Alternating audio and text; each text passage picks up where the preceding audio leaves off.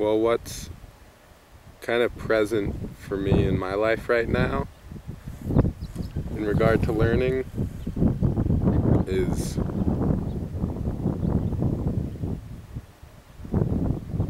just like the active observation of everything that I think and do.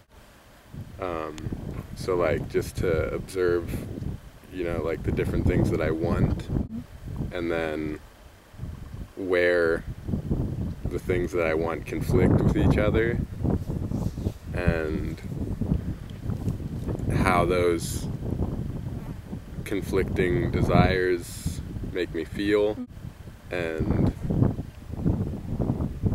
all of that, the whole observation of that. And I think something that has been interesting for me in observing those things is that if I am observing them from a place of trying to control any of it, or trying to, like, if I think I know like what I should want, and there's like some motive behind the observation, like something in mind, like if I have an idea of being, you know, what it is to be more present or more clear,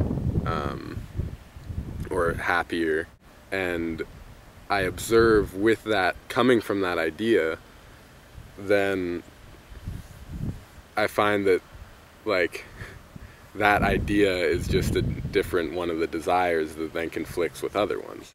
So it's been interesting for me to watch, being able to observe my life and my thoughts without trying to make it any certain way, because they do conflict so much, and then there'll be thoughts that say like, I know how to make this not conflict, but they're just one of the conflicting thoughts. Learning for me requires a sense of safety, like to really feel I'm in an environment where I can learn, so the setting itself really matters. And it seems to be that something new was discovered, and I mean, I know there's different kinds. There's just the actual building of a skill, and that requires knowledge. But then there's also learning where, I guess different things come up for me. Because sometimes when I'm learning something new, if I don't know it, there's some fear, because I feel like there's a lack, and like there's something I need to find out and figure out to feel confident in it. But there's also something really exciting about it, because it's, yeah, there's a newness to it, and what else?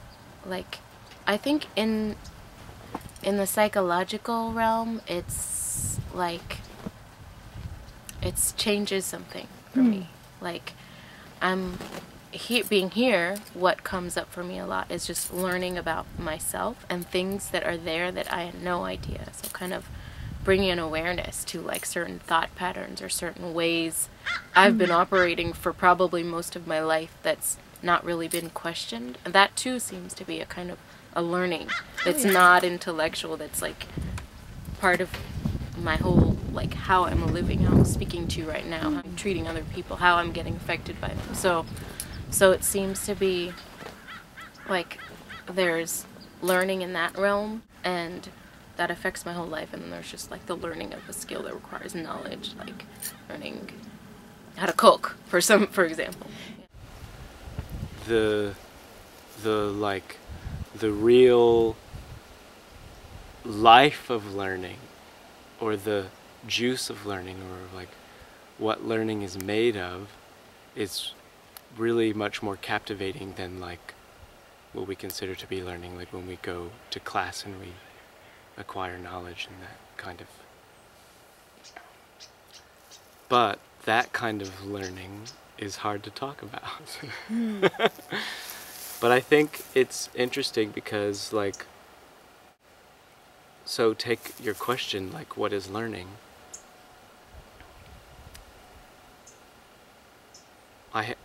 Of course, I have ideas about learning because we all have ideas about learning.